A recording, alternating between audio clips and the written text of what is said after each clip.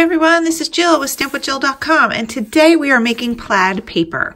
I am using the Concord & Ninth Happy Plaid stamp set, and these are the finished products that I made with the background, and the plaid is what we are going to make in the video today. I'm actually not going to make the cards, but I will show them to you again at the end of the video.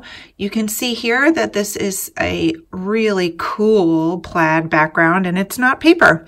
So these were the cards I made after I finished making the plaid. So you can see this one I cut in half and made 2 cards with it, and then this one I used the whole image. So let's get started. So for the sake of time, I've sped up this clip. This is the Happy Plaid stamp set, even though it's going by really fast. We are starting with a 4 1/4 by 5 1/2 piece of whipped cream cardstock, and I am measuring the center point, which is 2 5/8 by 2, and I'm making a pencil mark in the center.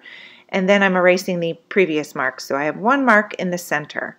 After that, I'm going to get out my stamp positioner, and I am going to make sure it's on the clear side.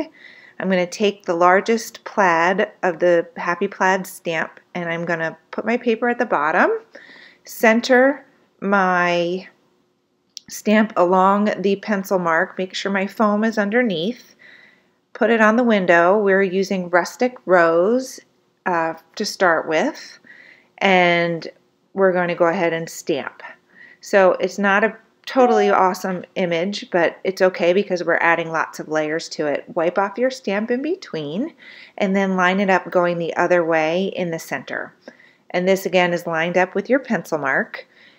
After that, you are going to continue with the plaid at the top, and then we're going to go ahead and continue with it at the bottom. And don't forget to wipe off your stamp with a baby wipe in between, because otherwise you'll get smudges all over your paper. Alright, so I'm going to turn the paper back, and we're going to finish off the plaid going in that direction. Again, I am just estimating the spacing. I am not making it perfect. If you need it to be perfect, you can always go ahead and add the measurements where you need them. But for me, this is close enough because I can still trim it to be on the front of the card, and I'm going to add more layers. So we are going to use Riverstone next, and the double line for in between the plaid that I currently have. So we're going to go ahead and line this up the same exact way. Instead, we're going to ink it with the gray and repeat the process. For this one, you're going to want to only stamp 4 of them. So here we are doing number 2. Then we're going to go ahead and flip the paper and do it again.